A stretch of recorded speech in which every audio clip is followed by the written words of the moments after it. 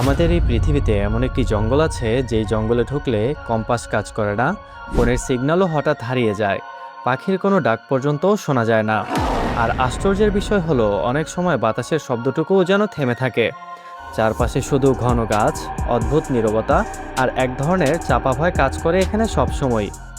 প্রতি বছর শত শত মানুষ এই জঙ্গলে ঢোকে ঠিকই, কিন্তু অনেকেই আর ফিরে আসে না।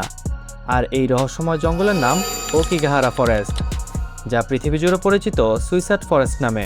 কিন্তু প্রশ্ন হলো, কেন এই জঙ্গলকে মানুষ এতটা ভয় পায়? আর এখানে এমন কি আছে যা মানুষকে নিজের দিকে টেনে আনে?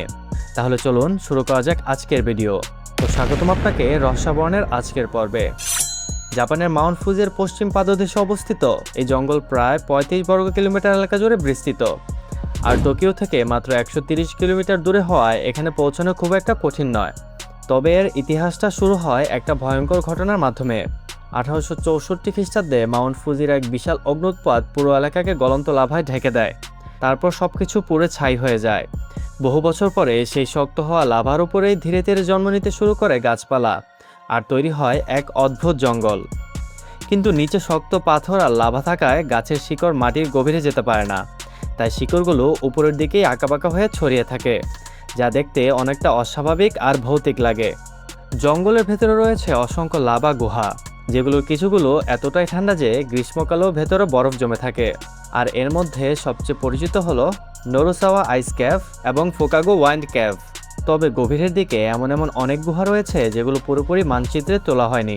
এই জঙ্গলের সবচেয়ে আলোচিত বিষয় হলো এখানে কম্পাস ঠিকমতো কাজ করে না, জিপিএস সিগন্যালও প্রায় দুর্বল হয়ে যায়। আর এর পেছনের কারণ হলো মাটির নিচে থাকা চৌম্বকীয় উপাদান, যা ইলেকট্রনিক যন্ত্রকে বিভ্রান্ত করে। এর সাথে যোগ হয় আরেকটি বড় সমস্যা, তা হলো জঙ্গলের ভেতরে সব গাছ দেখতে প্রায় একই রকম, আর উপরের ঘন ছাউনির কারণে আকাশও ঠিকমতো দেখা যায় না। ফলে দিক নির্ণয় করা খুব কঠিন হয়ে দাঁড়ায় এই জঙ্গলের ভিতরে। তাই অনেক পর্যটক জঙ্গলে ঢোকার সময় গাছে দড়ি বেঁধে এগোয়, যেন সেই দড়ি ধরে আবার ফিরে আসতে পারে আগের জায়গায়। আর আজও সেই দড়িগুলো জঙ্গলের ভেতরে ছড়িয়ে ছিটিয়ে আছে। ইতিহাসের দিকে তাকালে দেখা যায় এই জঙ্গলের সাথে মৃত্যুর সম্পর্ক নতুন নয়। হেইয়ান যুগে দুর্ভিক্ষের সময় ওবাসেতু নামে একটি প্রথা চালু ছিল, যেখানে পরিবারগুলো তাদের বৃদ্ধ বা অসুস্থ সদস্যকে জঙ্গলে ফেলে আসতো, আর সেখানেই তারা একা একা মারা যেত। এই ঘটনাগুলো থেকে জন্ম নেয় ইউরেই বা অশান্ত আত্মার গল্প, যা আজও এই জঙ্গলকে ঘিরে মানুষের মনে ভয় তৈরি করে রেখেছে। স্থানীয়দের অনেকেই দাবি করেন রাতে এখানে অদ্ভুত শব্দ শোনা যায়, যদিও এর কোনো বৈজ্ঞানিক প্রমাণ এখনো পাওয়া যায়নি। আধুনিক যুগে এই জঙ্গলকে সুইসাইড ফরেস্ট হিসেবে পরিচিত করে তুলতে বড় ভূমিকা রেখেছে কিছু বই, বিশেষ করে ১৯৬০ সালে প্রকাশিত একটি উপন্যাস এবং ১৯৯৩ সালের একটি বই, যেখানে এই জায়গাকে আত্মহত্যার জন্য উপযুক্ত স্থান হিসেবে উল্লেখ করা হয়েছে। আর সেই থেকেই এখানে মানুষের আসার হার বেড়ে গিয়েছিল। ১৯৫০-এর দশক থেকে শুরু করে এখানে নিয়মিত মৃতদেহ পাওয়া যেতে থাকে, কখনো কয়েক ডজন, কখনো তারও বেশি। আর এই সংখ্যা এতটাই বাড়তে থাকে যে পরে সরকার আনুষ্ঠানিকভাবে সংখ্যা প্রকাশ করা বন্ধ করে দেয়। প্রতি বছর পুলিশ ও স্বেচ্ছাসেবীরা এখানে বড় ধরনের তল্লাশি অভিযান চালায়, যেখানে পাওয়া যায় মানুষের ফেলে যাওয়া জিনিসপত্র, চিঠি, ব্যাগ, এমনকি অসম্পূর্ণ বিদায় বার্তাও, যা এই জঙ্গলের ভয়ঙ্কর বাস্তবতাকে আরও স্পষ্ট করে তোলে। বর্তমানে এই জঙ্গলে নির্দিষ্ট ট্রেল তৈরি করা হয়েছে, আর ট্রেলের বাইরে যাওয়া সম্পূর্ণভাবে নিষিদ্ধ।